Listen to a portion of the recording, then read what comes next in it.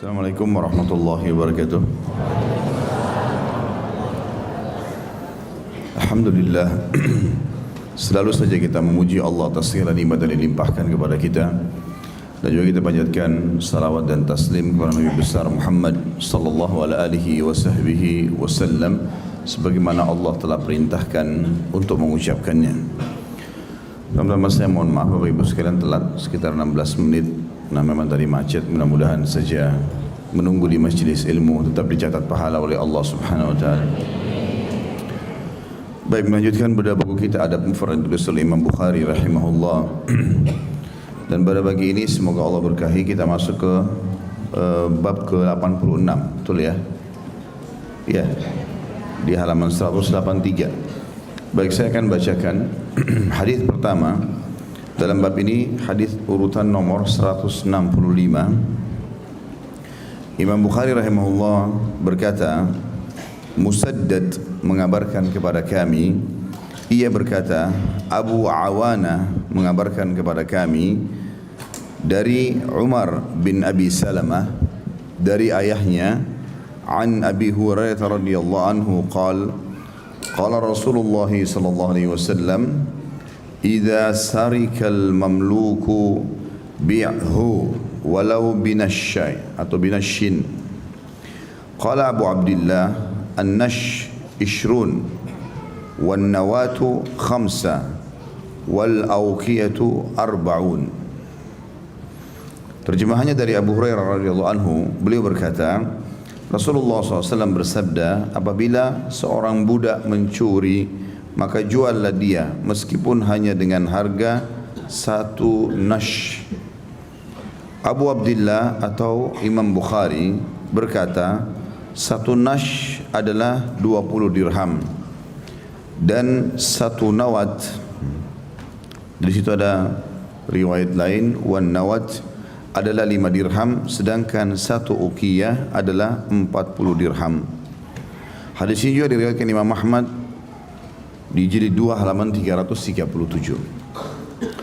Kita masih membahas beberapa bab berhubungan dengan masalah hukum budak, dan sudah banyak yang kita bahas sebelumnya tentunya. Beberapa hadis yang terakhir itu tentang masalah memaafkan pembantu, dan juga sebelumnya menjual budak Arab Badui. Dan sudah kita jelaskan ya, itu beda antara kedudukan budak sama pembantu ya. Walaupun ada bab yang sempat disinggung pada pertemuan sebelumnya, masalah hadis umum global masuk dalamnya tentang masalah pembantu. Karena kalau budak itu biasanya diraih dari dua tempat. Yang pertama pasar perbudakan, karena memang dasarnya diperjualbelikan di pasar perbudakan. Kemudian yang kedua itu dari hasil peperangan ya, kalau orang berperang kemudian menang, biasanya musuhnya dijadikan sebagai budak. Semua agama, semua lingkungan masyarakat dari dulu sudah mengenal perbudakan. Hanya saja Islam datang mengatur dan menata dengan rapi. Budak diberikan hak-haknya. Dan yang paling utama dari perbudakan adalah ditekankan agar budak itu dibebaskan tanpa mengambil imbalan apa-apa. Jadi kita mengatakan, saya bebaskan kamu karena Allah, dan itu dijadikan sebagai ibadah ya. Banyak sekali di kalangan sahabat yang mereka memiliki kelebihan harta, mereka membeli budak setiap harinya di pasar budak lalu dibebaskan, baik itu budak muslim atau budak kafir ya. Allah menyebutkan dalam Al-Quran banyak sekali ayatnya, fatahriru raqabah, fakku raqabah ya, bebaskan budak. Kemudian yang kedua juga fungsinya bisa dijadikan sebagai kafarah, pembersihan terhadap atau penyempurnaan terhadap taubat seorang muslim. Jadi kayak misalnya orang berhubungan suami istri siang hari Ramadan, maka hukumannya selain taubat dia harus bebasin budak, atau dia berpuasa 2 bulan berturut-turut, atau dia memberi makan 60 orang miskin. Begitu juga orang kalau sumpah, misalnya dia mengatakan demi Allah, ternyata dia salah ya, atau dia berbohong, dia harus bertaubat kepada Allah SWT lalu dia bayar kafarahnya. Kafarahnya adalah bebasin budak atau berpuasa 3 hari berturut-turut atau memberikan makan 10 orang miskin. Intinya bisa dijadikan sebagai pembersihan. Kemudian juga bisa digunakan budak itu diperjualbelikan ya, dengan cara dia dijual di pasar. Dan kita sudah tahu, ada saya singgung beberapa bab sebelumnya tentang bolehnya atau nilainya itu halal. Nilainya itu jadi halal ya. Walaupun poin-poin pertama lebih rapi dan lebih baik dengan bebasin lillahi ta'ala. Tinggal hukumnya saya juga sudah jelaskan itu kalau masih ingat. Kalau kita bebaskan karena Allah, kita katakan misalnya saya bebaskan kamu karena Allah tanpa ada imbalan apapun, maka ada hukum maula ya, ada penisbatan maula namanya. Apa itu maula? Istilah bagi orang yang bebasin budak. Jadi misalnya saya beli budak di pasar lalu saya mengatakan kau bebas karena Allah, misal namanya dia si A, maka dikatakan si A maula Khalid. Dan hukum maula ini ada hukum warisan di situ. Artinya kalau sampai dia bebas, kemudian dia bekerja dan jadi orang kaya raya, kemudian dia meninggal dan saya masih hidup, saya dapat warisan. Ya, karena saya membebaskannya. Juga ada berhubungan dengan bab itu masalah mukatab atau mukatib yang kata Nabi SAW 3 orang yang pasti diberikan rezeki oleh Allah. Di antaranya adalah mukatib. Mukatib artinya budak yang mau bebasin dirinya. Jadi kalau bapak ibu punya budak, kemudian datang budak itu mengatakan, Pak, ibu saya mau bebas. Bagaimana caranya? Lalu bapak ibu kasih syarat, boleh kamu tebus dirimu dengan bayar 10 juta misalnya. Lalu dia negosiasi sama kita mengatakan, baiklah saya bekerja, saya cicil diri saya setiap bulan 1 juta, boleh nggak? Boleh. Baik 10 bulan dia merdeka gitu kan. Maka ini juga hukum dalam Islam ada. Khusus masalah pelanggaran-pelanggaran dilakukan oleh budak-budak itu, ada hadis-hadis yang menjelaskan mereka mendapatkan setengah hukuman orang merdeka. Ya. Jadi kalau misalnya laki-laki dan perempuan masih bujang dan gadis berzina, wa na'udzubillah, maka hukumnya dicambuk 100 derah, diasingkan setahun, gitu kan. Tapi khusus budak dia mendapatkan setengah hukuman. Ya, setengah hukuman berarti dia hanya dicambuk 50 derah saja. Pengasingannya juga cuma 6 bulan, bukan 1 tahun. Ya, seperti itulah. Juga budak-budak laki-laki itu sholat Jumat menjadi sunnah bagi mereka, bukan wajib. Mereka boleh kerjakan sholat duhur, khusus masalah budak ya. Sudah faham belum ini budak ya? Nah, jadikan alasan, oh Jumat nggak apa-apa nggak hadir. Nah. Jadi tetap mereka dianjurkan hadir, tapi karena mereka terikat dengan majikannya bisa jual dia segala macam, maka dia khusus Jumat menjadi sunnah. Makanya Nabi SAW mengatakan Jumat itu adalah wajib hukumnya kecuali pada 4 orang ya. Di antaranya wanita, anak kecil, budak ya. Ini semua gugur bagi mereka hukum Jumat. Kalau budak ini berbuat baik pada majikannya, dia beribadah kepada Allah Subhanahu wa taala, dia jaga sholat 5 waktu segala macam, dan dia berbuat baik dengan majikannya, apa yang diperintahkan selama bukan dosa dia lakukan, maka dia termasuk salah satu dari 3 golongan yang pertama masuk ke dalam surga. Ya, dia punya keutamaan tersendiri ya. Karena dia sudah menjadi hamba Tuhannya Allah, juga dia terikat dengan perbudakan di kalangan manusia.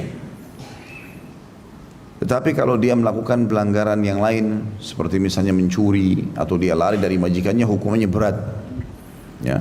Sampai kata Nabi SAW 3 golongan yang tidak akan dilihat oleh Allah pada hari kiamat ya.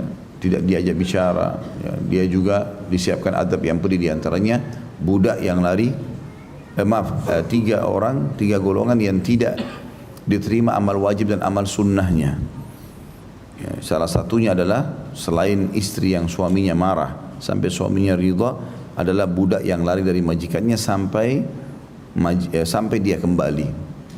Nah, mirip juga dengan kasus yang kita bahas pada pagi ini, pelanggaran yang dilakukan oleh seorang budak, yaitu mencuri.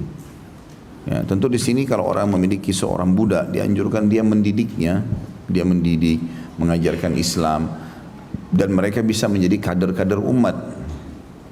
Banyak sekali atau ada di antara ulama-ulama salafus saleh dulu, mereka dulu dari kalangan budak. Ya. Seperti kalau pernah dengar Nafi', ya, sampai ulama hadis mengatakan termasuk dalam hadis sanad emas adalah Imam Malik meriwayatkan dari Nafi' dari Abdullah bin Umar.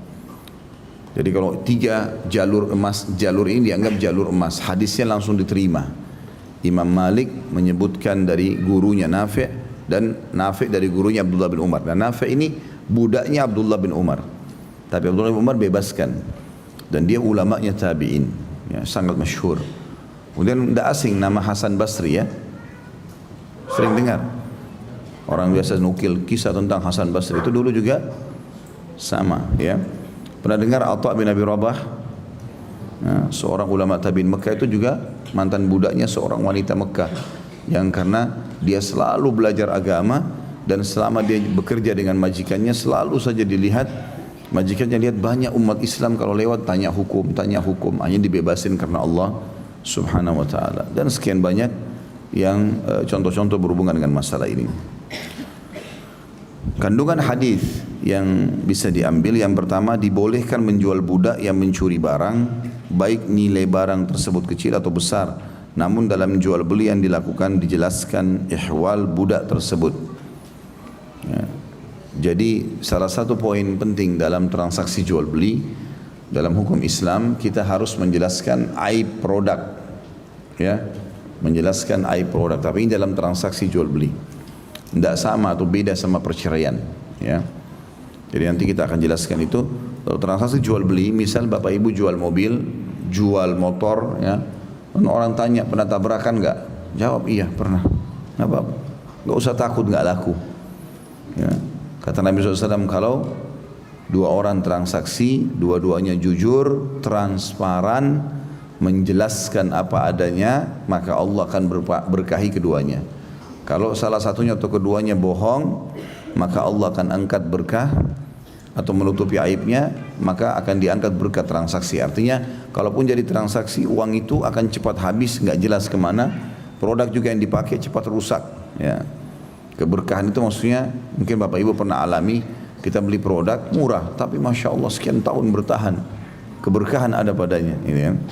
Itu justru karena transparansi tadi. Dan ini kaidah penting dalam transaksi Islam. Tidak semua agama begitu, tapi Islam begitu, ya. Contoh, nah budak juga tadi sama. Kalau budak ini pernah melakukan pelanggaran agama, seperti dia mencuri atau dia pernah berzina, lalu orang tidak suka, majikannya dijual di pasar. Kalau orang tanya kenapa dijual, oh dia pernah mencuri. Diceritakan apa adanya. Tapi ini hanya dalam transaksi jual beli.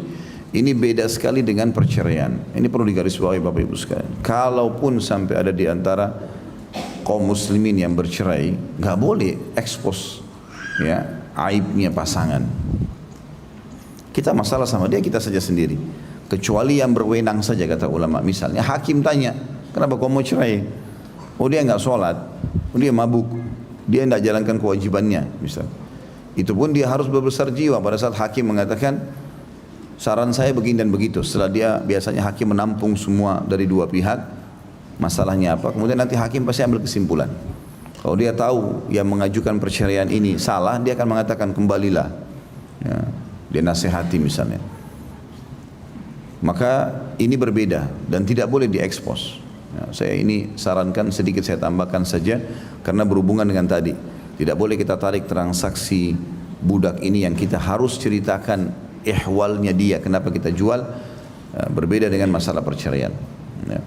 Kecuali kalau misalnya kita cerai sama seseorang, kemudian ada orang mau nikah sama dia, kemudian telepon kita, kebetulan kenal, ini saya mau nikah sama mantan istrimu, mantan suamimu, kenapa dulu cerai? Maka pada saat itu ditanya, kalau dia takut memang muslim yang akan menikah nanti ini jadi masalah dengan mantan pasangan, dia bilang kalau saya bercerai dulu karena dia tidak sholat, sebatas itu. Saya dulu pernah dipukul, saya pernah begini dan begitu misalnya. Cuma sebatas itu saja. Jangan kesempatan nih. Mumpung ditanya, oh dia itu begini, satu gudang semua dikeluarin masalah. Ya, dia bisa, karena kadang-kadang syaitan bisa menyelipkan dosa untuk kita di perbuatan yang kita benar. Misalnya kita benar nih, kemudian kita ribut, lalu kita expose hal-hal yang berhubungan dengan masalah orang itu yang tidak diperlukan, maka dia berdosa dengan perbuatannya dan kita punya hak untuk menghukum dia sebatas pelanggarannya, tapi kalau lebih dari itu maka akan dituntut kita nantinya. Makanya pernah ada sahabat, ini pernah kita bahas hadisnya sebelumnya itu. Ada sahabat yang pernah punya budak, kalau masih ingat. Ya, budak-budak itu suka buat masalah, membohongi majikannya, kemudian tidak mau menjalankan apa yang diperintahkan, banyak pelanggarannya. Lalu kata majikannya, ya Rasulullah, mereka buat itu, mereka menipu saya, mereka membohongi saya, ya, mereka tidak mau ikut instruksi saya. Kemudian saya juga mencaci mereka, menghukum mereka. Bagaimana keadaannya? Kata Nabi SAW, ya ini gambaran nanti di hari kiamat. Allah akan datangkan kamu dengan mereka. Ya. Kemudian Allah melihat kadar pelanggaran mereka sama kadar balasanmu. Kalau berimbang, maka tidak ada lagi hukuman. Kita nggak bisa tuntut lagi dia, walaupun dia pernah mencuri segala macam. Karena kita sudah pernah caci maki dia, kalau ini seimbang sama curiannya, selesai. Misal ada orang dicuri sendalnya sama pembantu, sendal nilainya 20.000 misalnya, 50.000 rupiah. Tapi cacian dia segudang. Selama 1 tahun caci maki pembantu. Ini berbahaya karena nilai cacian dia bisa lebih besar daripada pelanggaran si pembantu. Kata Nabi SAW, kalau berimbang antara pelanggaran yang terjadi dengan hukuman, maka dua-duanya nggak ada masalah lagi di hari kiamat.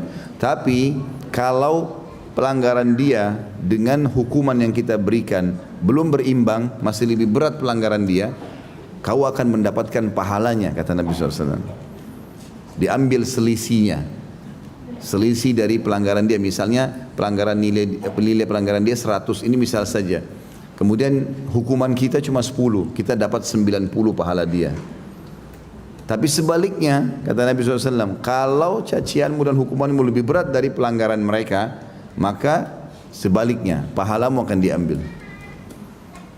Makanya teman-teman, kita harus paham poin penting. Setiap orang di antara kita pasti akan punya masalah sama orang lain.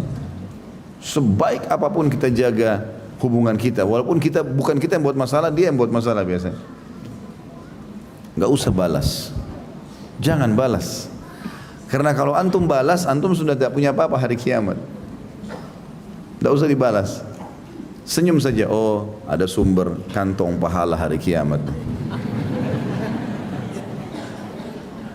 Saya kadang-kadang kalau ada yang bilang, Ustaz, ada si fulan yang bicara tentang antum, bagaimana? Alhamdulillah, cukup, saya sudah faham. 10 orang bicara, 10 pahala saya nanti, 10 kantong. Kalau saya minta hari kiamat, saya mau hajinya ya Allah, dapat pahala. Saya mau sholatnya ya Allah, wah enak sekali. Oh, dia cuma nyumbang lisan, saya dapat pahala haji, enak bener kan? Hah? Makanya nggak usah marah-marah, nggak perlu. Nggak perlu, habis energi, buang-buang waktu, juga nggak dapat. Apalagi kalau cacian kita melebihi perbuatan dia, wow, jadi paham parah. Faham nggak ini? Benar ya? Jadi mulai sekarang jemaah Kelapa Gading senyum. Ada orang buat jahat, tak apa, alhamdulillah ada kantong. Mungkin pahala kita kurang, Allah mau kita dapat pahala dari dia, bagus itu. Kalau bahasa saya biasa di ceramah, transfer pahala. Biarin dia transfer banyak-banyak, bagus. Dia cuma nyumbang lisan, kata-kata kita dapat pahala, itu luar biasa. Baik, yang kedua, salah satu tabiat manusia adalah bahwa dia menjadi baik dan berubah keadaannya dengan perubahan tempat. Mungkin pembeli dapat memperbaiki kondisinya. Ya. Jadi kalau misalnya budak itu mungkin sama kita pernah berbuat kesalahan, mungkin karena kelalaian kita juga. Kita tidak pernah ajarin dia sholat, tidak pernah ajarin, dan kita biarkan saja, budak biarin aja bekerja, nggak usah dipusingin, dia mau sholat nggak sholat terserah, ya kan? Akhirnya sampai dia melakukan pelanggaran agama, lalu sunnah Nabi dijual kalau dia mencuri, kita jual misalnya. Mungkin dia dibeli oleh seorang majikan, ya, yang lain yang memang peduli mau menjadikan budaknya sebagai sumber pahala. diajarin sholat, diajarin segala macam. Maka ini pelajaran yang kedua. Bisa saja seseorang tidak cocok dengan majikannya di satu pekerjaan, belum tentu dia tidak cocok di tempat lain. Mungkin di sini dia dapat pelanggaran, dia lakukan pelanggaran, mungkin di tempat lain tidak. Itu juga dalam rumah tangga sama kasusnya. Mungkin dia gagal sama ini, belum tentu gagal sama yang lain, gitu kan? Allahu alam, kita tidak tahu, gitu. Maka ini juga pelajaran yang bisa diambil dari hadis tadi. Baik, selanjutnya masih judul yang mirip dengan itu, tetapi diistilahkan dengan bahasa atau terjemahan pembantu di sini ya. Di bab nomor 87, saya bacakan nomor hadisnya 166. Imam Bukhari berkata rahimahullah, Ahmad bin Muhammad mengabarkan kepada kami, ia berkata, Daud bin Abdurrahman mengabarkan kepada kami, ia berkata, Sami'tu Ismail an Asim ibn Laqitin an Asim ibn Laqitin ibn Sabirah an abihi qala intahaitu ila an-nabi sallallahu alaihi wasallam ودفع الراعي في المراح سخلة فقال النبي صلى الله عليه وسلم لا تحبسن ولم يقل لا تحسبن إن لنا غنما 100 لا نريد أن تزيد فإذا جاء الراعي بسخلة ذبحنا مكانها شاة فكان فيما قال لا تضربوا ضعينتك كضربة أمتك. Saya ulangi, لا تضربوا ضعينتك كضربة أمتك وإن استنشقت فبالغ إلا أن تكون صائما. Aku mendengar Ismail bin Asim bin Laqit bin Sabirah dari ayahnya, ia berkata, aku menemui Nabi SAW dan aku pengembala yang menggiring seekor kambing muda ke kandang. Nabi SAW bersabda, janganlah engkau hitung. Beliau tidak bersabda, janganlah engkau mengira bahwa kita mempunyai kambing 100 ekor. Kami tidak menginginkan bertambah. Jika datang pengembala itu dengan seekor anak kambing, maka kita potong seekor kambing sebagai gantinya.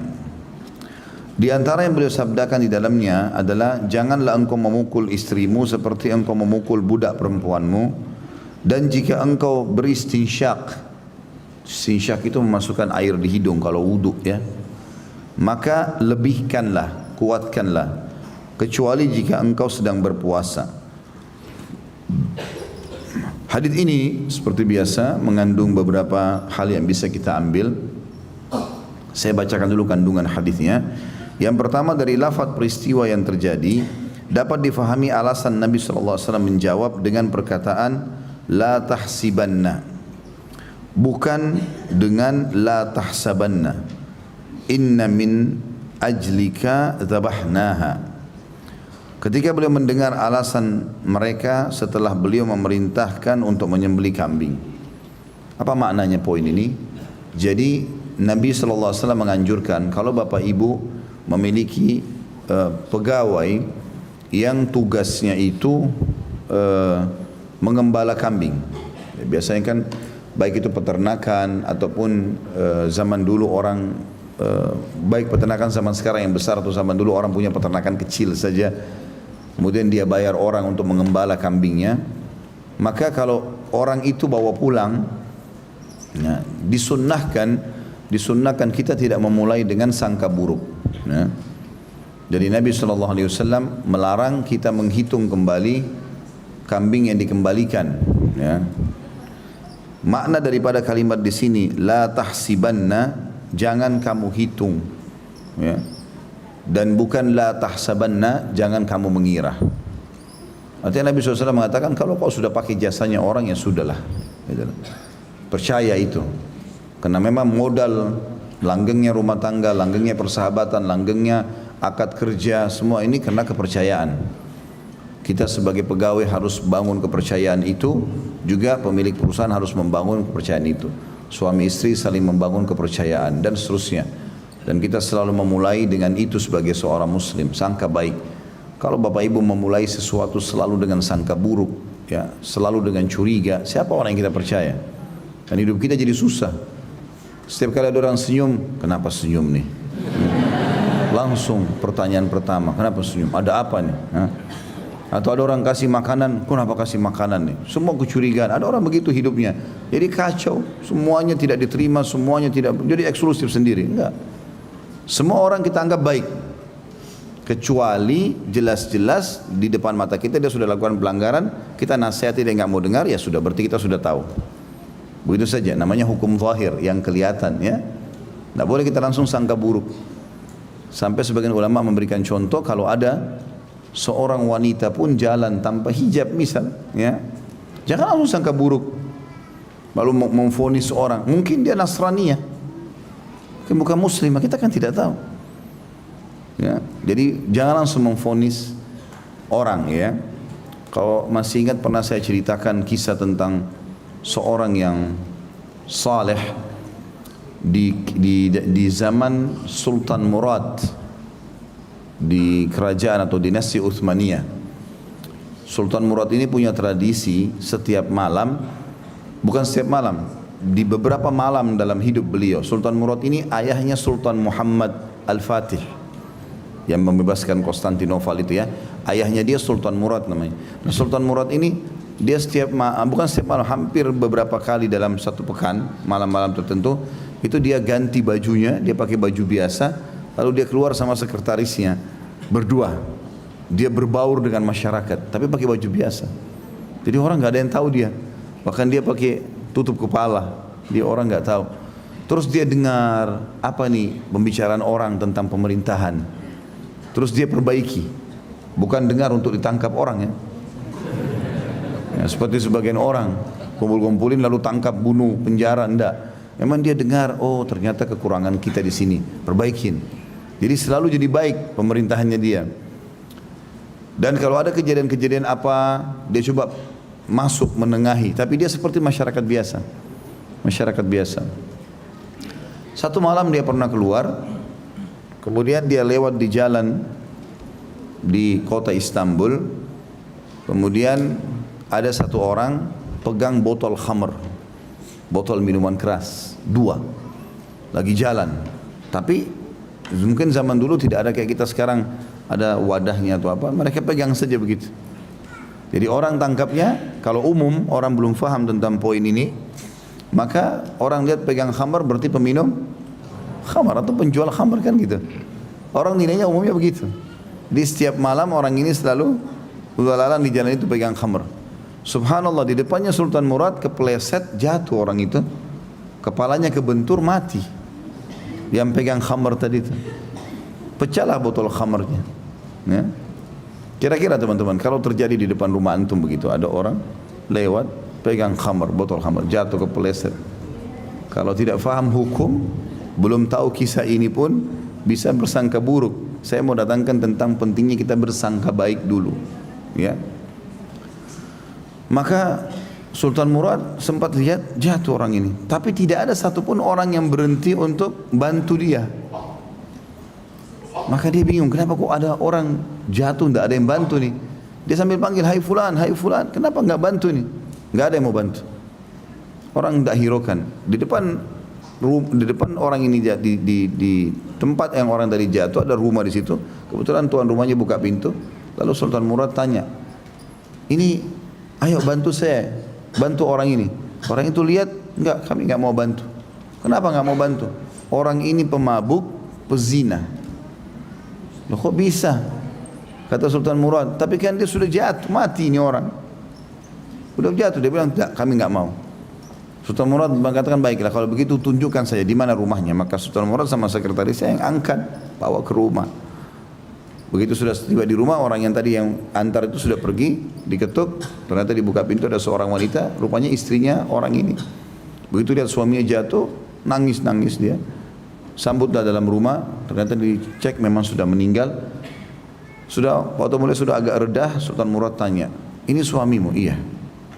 Saya mau tanya satu hal, kenapa waktu dia jatuh tadi, di kepala saya depan saya, tidak ada orang yang mau bantu dia. Dan orang memvonis dia pemabuk dan pezina. Maka istrinya bilang, ketahuilah, dia tidak tahu kalau ini sultan. Ketahuilah suami saya bukan pezina, bukan pemabuk. Tidak pernah dia mabuk sedikit pun, tidak pernah dia berzina satu kali pun. Loh kok bisa jelas-jelas ada khamr di tangannya? Loh iya benar. Tapi dia kerjanya, dia ini punya toko di tengah-tengah kota Istanbul, ada pasar, dia punya toko di sana. Setiap hari kalau dia ada keuntungan dibagi dua, setengahnya dikasih ke saya untuk biaya rumah, setengahnya lagi dia pakai beli khamr, dibagi dua, setengah itu, setengahnya dikasih saya, setengahnya itu dibagi dua lagi, ya, setengahnya dipakai, jadi yang setengah yang kedua ya, setengahnya itu jadi yang setengah kedua ini dipakai untuk beli khamr, setengahnya lagi dia pergi ke tempat pelacuran, tapi dia tidak mabuk, dia tidak berzina. Rasulullah Murad coba ceritakan lebih jauh. Dia bilang dia beli khamr dan biasanya dia hanya dari pendapatannya mampu membeli 2 botol khamr seperti anda lihat tadi waktu di tangannya itu. Dan dia kalau pulang ke rumah dituang di WC, ya. Dan dia selalu memuji Allah, mengatakan alhamdulillah, minimal ini yang saya bisa lakukan ingkar mungkar hari ini, mengurangi jumlah khamr. Tidak mampu melarang khamr, ya sudah, ini yang saya bisa buat. Dan tiap hari begitu, dia tidak pernah mabuk. Dia beli khamr untuk dibuang. Dia juga sering ke tempat pelacuran. Dia tanya pelacur-pelacurnya di situ berapa orang. Ini kisahnya begitu. Kira-kira kalau dipakai tidur berapa? Sekian. Berapa orang nih? Ya. Baik, kalau dia cukup, dia bayar satu tempat pelacuran itu. Ini uangnya, tutup ya. Udah terima uang, selesai. Jadi malam itu tutup. Dia pulang ke rumah, dia berkata, alhamdulillah malam ini sudah tutup. Atau malam ini saya cuma bisa berhentikan orang berzina 1, 2, 3. Ya. Maka saya pernah bilang sama suami saya, kata istrinya, kalau kau enggak jelaskan ke orang, nanti orang pikir kau ini betul pemabuk dan berzina seperti orang sangka gitu. Cuma dia bilang, saya mau menjaga amal saya, tidak mau ceritakan orang. Tapi tidak usah khawatir, Allah tahu. Dan kalau ya saya meninggal nanti pun seperti yang kau khawatirkan istriku, Allah akan datangkan sultan dan pengurus-pengurus kerajaan untuk mengurus jenazah saya. Begitu kisahnya. Maka Sultan Murad menangis dengan sekretaris sambil mengatakan, ketahuilah wahai ibu, saya sultan. Ini sekretaris saya dan saya akan urus jenazah suamimu, serta saya akan datangkan semua pejabat kerajaan untuk datang mengurus jenazah suamimu. Tentu ini maksudnya adalah sangka baik dulu. Kalau ada orang belum sholat, mungkin dia belum tahu sholat itu. Ya, berapa banyak orang sudah masuk masjid mungkin tidak tahu. Begitu dia salah sholat, kayaknya nggak ngerti sunnah nih. Langsung. Loh, kalau kau sudah ngerti sampaikan ke orang, gitu kan? Assalamualaikum, salam. Maaf Wan, maaf ini safnya agak miring, bisa diluruskan, sunnah Nabi diluruskan. Oh iya, paling orang bilang terima kasih kan, tapi syaitan suka besar-besarkan masalah. Ya.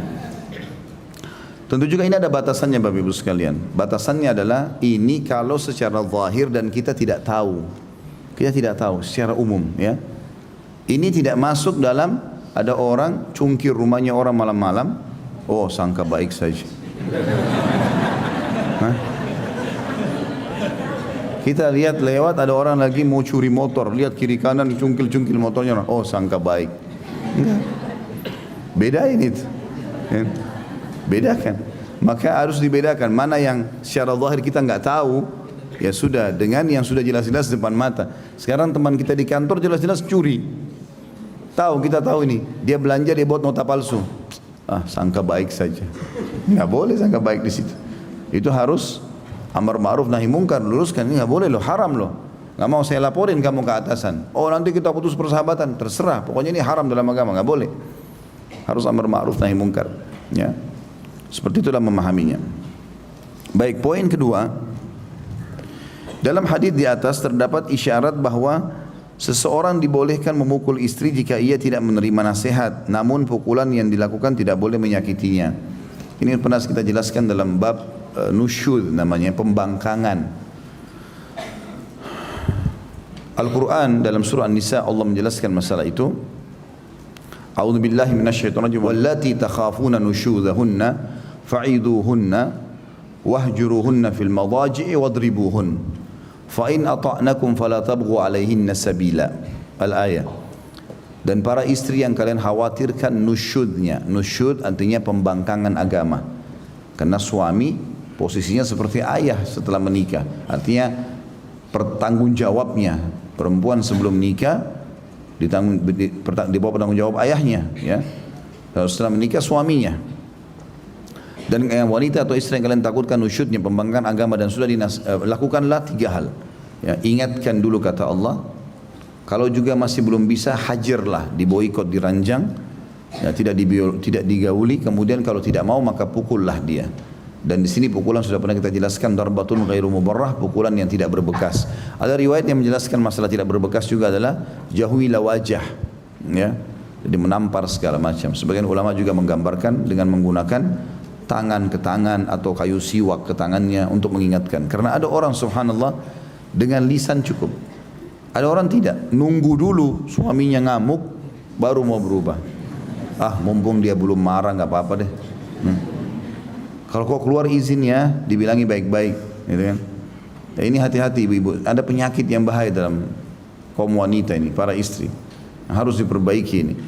Jadi kalau diingatkan suaminya lembut, baik, kalau keluar izinnya, nanti kalau begini-begini ya, selalu diingatkan. Dia lihat, oh suami saya baik sekali loh, tidak pernah marah.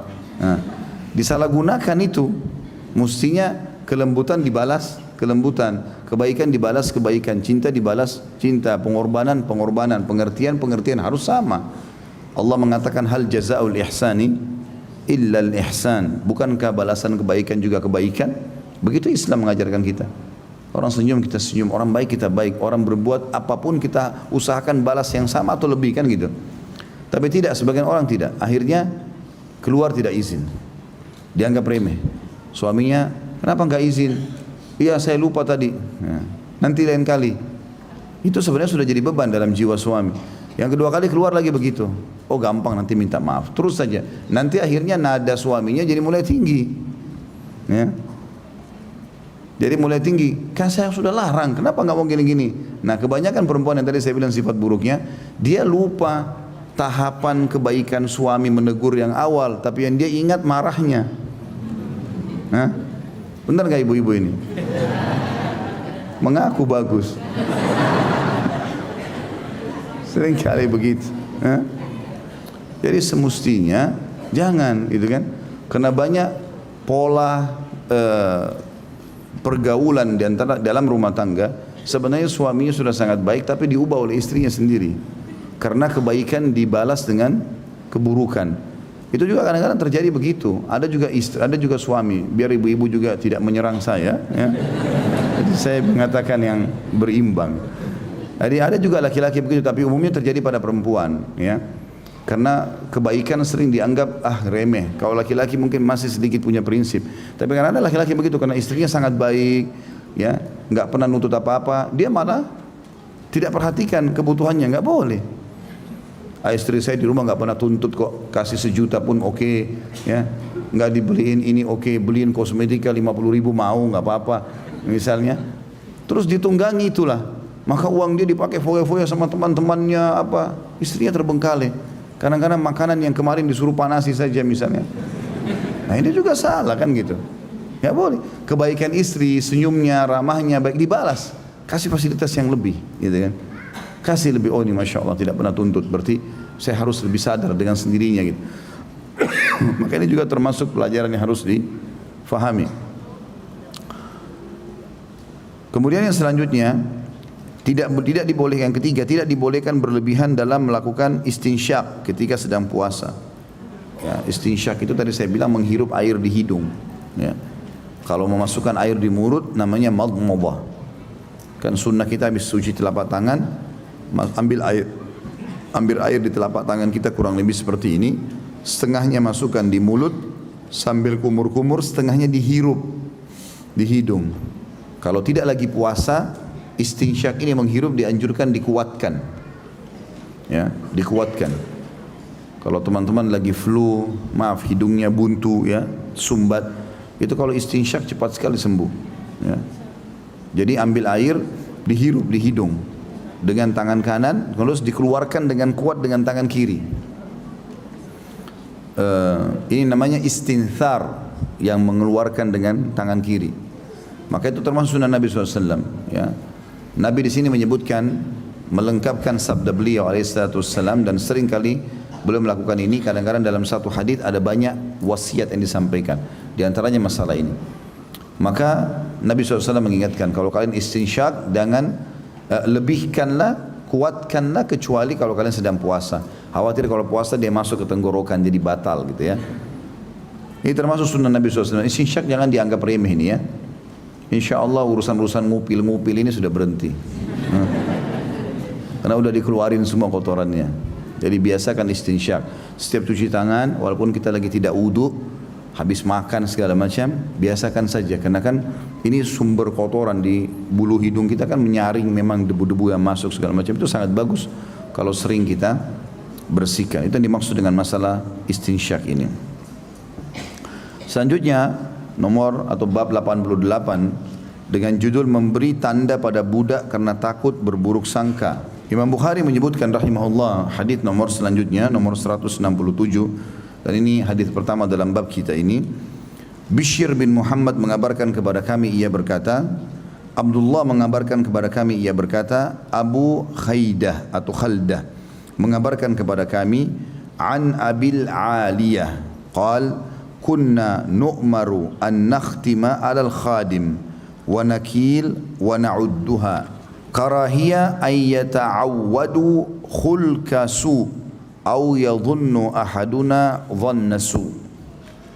Dari Abul Aliyah radhiyallahu anhu, sahabat yang mulia, ia berkata, kami diperintahkan untuk memberi tanda terhadap budak dan menimbang serta menghitungnya karena kami tidak ingin mereka terbiasa dengan perilaku buruk atau salah seorang dari kami berprasangka buruk. Kandungan hadis ini, perhatian para sahabat dalam masalah tanda untuk suatu barang, takaran dan jumlah suatu barang yang mereka perintahkan kepada pembantu mereka untuk dibeli atau yang mereka kirimkan kepada orang lain dengan perantara pembantu. Hal tersebut dilakukan agar hati mereka tenang dan tidak berburuk sangka kepada para pembantu. Selain itu, agar pembantu tidak berani mencuri dan berkhianat. Makna daripada hadis ini, Abul Aliyah radhiyallahu anhu seorang sahabat Nabi, seringkali memang ada seperti ini ya. Di antara sahabat ada yang menggambarkan apa yang pernah Nabi SAW sampaikan, tapi beliau tidak mengatakan Rasulullah bersabda. Tapi kami pernah diperintahkan, kami pernah dilarang. Jadi termasuk bagian daripada hadis ya, atau sunnah. Abul Aliyah mengatakan kami diperintahkan oleh Nabi SAW untuk memberikan tanda pada barang-barang yang dibeli.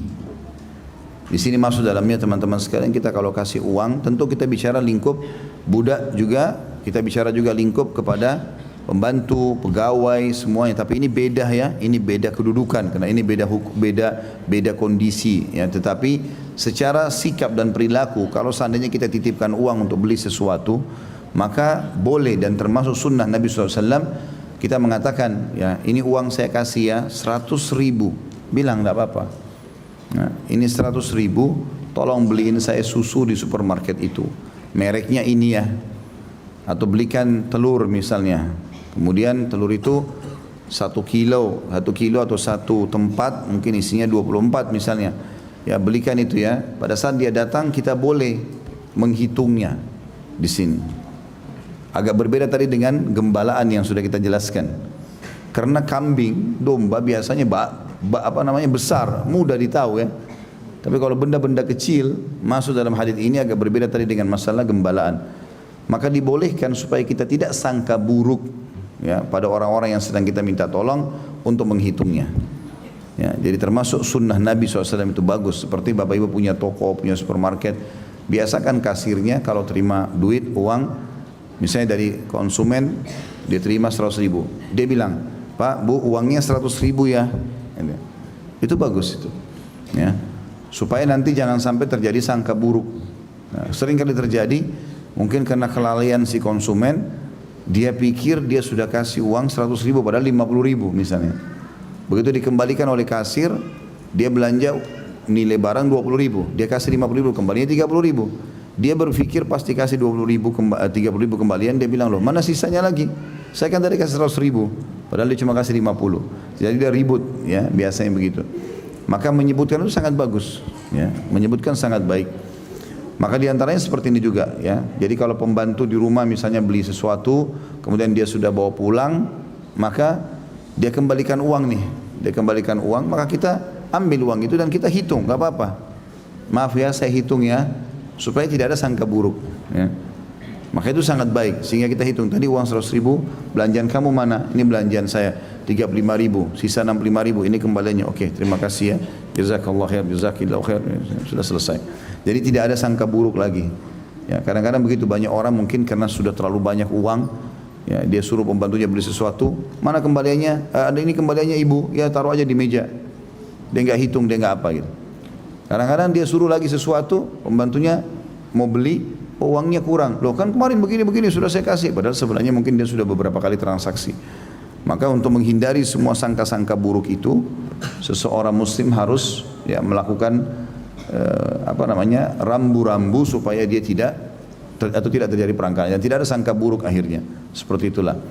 Nah, ini masuk juga dalam semua lini kehidupan kita ya. Semestinya seorang muslim lebih berhati-hati dan baik untuk diri dia ataupun orang lain. Dia terima sesuatu atau dia diberikan sesuatu atau dia memberikan sesuatu, maka alangkah baiknya dia menyebutkan dan juga menepis semua prasangka buruk. Menepis semua prasangka buruk. Selanjutnya nomor 89. Menghitung pembantu karena takut pada buruk sangka, masih sama judulnya atau mirip. Hadis nomor 168. Kata Imam Bukhari rahimahullah, Abu Nuaim mengabarkan kepada kami, ia berkata, Israel mengabarkan kepada kami dari Abu Ishaq, dari Haritha bin Mudarrib, an Salman qal, Salman radhiyallahu anhu qal, inni la'uddul uraqa ala khadimi makhafat adh-dhann. Dari Salman radhiyallahu anhu ia berkata, aku menghitung tulang-tulang dalam kurung berdaging yang dapat dimakan kepada pembantuku karena khawatir pada prasangka. Juga hadis setelahnya saya gabungkan saja langsung, baru nanti kita ambil manfaatnya. Nomor 169 kata Imam Bukhari rahimahullah, Hajjaj mengabarkan kepada kami ia berkata, Syu'bah mengabarkan kepada kami ia berkata, Abu Ishaq mengabarkan kepada kami ia berkata, sami'tu Harithah bin Mudarrib radhiyallahu anhu qala, sami'tu Salman ya, radhiyallahu anhu, inni la'uddul uraqa khasyatadh dhann. Aku mendengar Harithah bin Mudarrib berkata, aku mendengarkan Salman radhiyallahu anhu majma'in berkata, aku benar-benar menghitung tulang-tulang dalam kurung berdaging yang dapat dimakan kepada pembantuku karena khawatir pada prasangka. Kandungan hadis ini, sungguhnya sebagian sahabat menghitung potongan-potongan daging yang telah dibeli oleh pembantunya sepulang dari pasar. Mereka mengatakan bahwa hal tersebut lebih menenangkan hati dan mampu menghilangkan buruk sangka. Ya, tentu di sini kalau kita tambahkan informasi bagi orang-orang yang sedang bekerja, ikhwan dan akhwat sekalian rahimani rahimakumullah, kalau bekerja di sebuah instansi, sebuah tempat, maka walaupun atasan kita tidak memintanya, alangkah baiknya kalau kita yang melakukan itu, berikan data yang lengkap semuanya ya. Berikan data lengkap. Saya pernah diminta oleh seseorang doktor dari Universitas Imam Riyadh. Waktu itu beliau datang, kemudian bergabunglah kami beberapa teman-teman dai ini untuk meninjau lokasi di Irian untuk pengiriman dai ke Irian. Ini kisah di atas 10 tahun yang lalu. Kemudian disimpulkan oleh teman-teman, sudah kamu aja, antum aja Khalid untuk jadi ketua di sini. Saya sama jadi ketua, saya berangkat ke Irian bolak-balik waktu itu. Dan dibiayai oleh doktor dari Universitas Imam ini untuk meninjau lokasi, lihat mana yang butuh dai, kita kirimkan dai, seperti itulah. Saya waktu dipegangkan uang waktu itu, ini uang kebutuhan transportasi. Saya pun ambil, semuanya saya catat. Termasuk saya beli air mineral gelas 500 rupiah, saya gini, saya itu, semuanya saya catat. Waktu saya kasih laporan ke dia, dia kaget lihat. Untuk apa semua laporan ini Khalid? Saya bilang ini laporan pertanggungjawaban. Ini biaya transportasi yang antum siapkan gitu kan. Dia bilang enggak perlu, saya halalkan. Enggak apa-apa walaupun antum halalkan. Saya enggak mau takut luput. Bahkan saya masih mau mengatakan kalau seandainya ada sesuatu yang saya beli saya lupa, maka maafin. Kita hanya bisa menjemput bola itu. Sehingga kita menepis sangka buruknya orang. Otomatis itu. Ingat ya, saya sudah ingatkan tadi, jangan kebaikan orang kita tunggangi untuk kita lakukan pelanggaran. Tadi contoh kebaikan istri, kebaikan suami, kebaikan atasan, tidak boleh. Tetap kita pribadi akan bertanggung jawab depan Allah hari kiamat. Ibu-ibu jeli, kalau suami kasih uang bulanan, ini uang bulanan ya, bahasakan. Ini uang bulanan, kalau ada lebihnya bagaimana? Halal nggak buat saya? Mungkin saya mau bantu keluarga saya atau saya beli apa yang saya mau. Kalau dia bilang halal, alhamdulillah dari awal. Jangan main terima uang saja, yang penting kan saya sudah terima. Mungkin ini buat saya semua. Mungkin dia fahamnya itu dipakai belanja semua, gitu kan? Atau misalnya dia sudah kasih ibu anggaran uang dengan niat anggaran bentuk makanannya selevel A misalnya. Tapi ibu bilang, ini mumpung uangnya besar, saya bisa nabung, pindah aja kualitasnya ke B. Tanggung jawab semua itu. Ada pertanggungjawabannya. Suami minta ini belikan daging ya, tapi kita pindah ke tempe saja supaya bisa hemat. Lumayan selisihnya 200.000 misal. Bisa nabung, nggak boleh.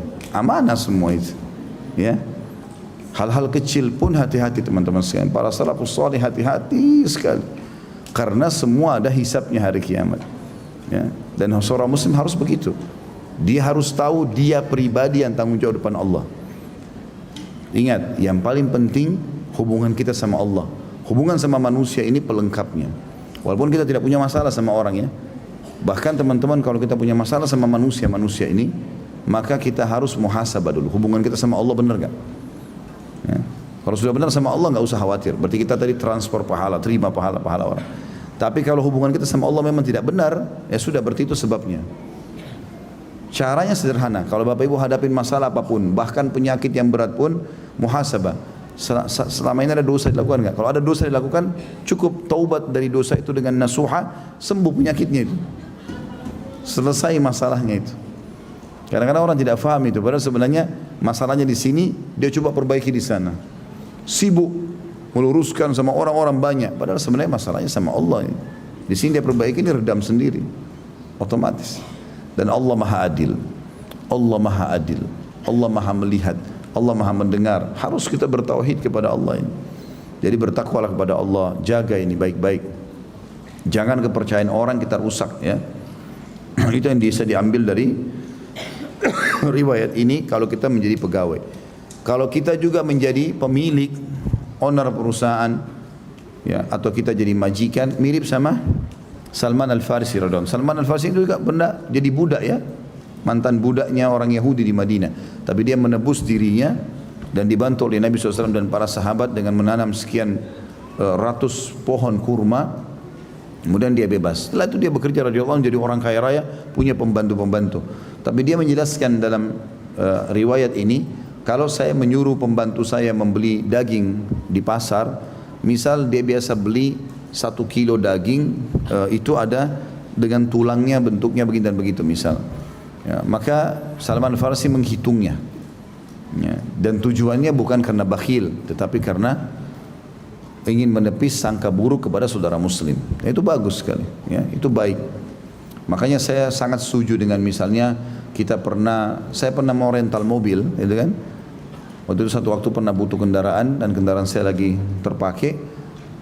Pada saat saya mau rental, ada orang yang datang keliling cek mobil, Pak ini semuanya ya, mobilnya ini bagus, ini dicek semuanya. Setelah itu baru dibilang ini memang di sebelah sini ada goresan Pak ya.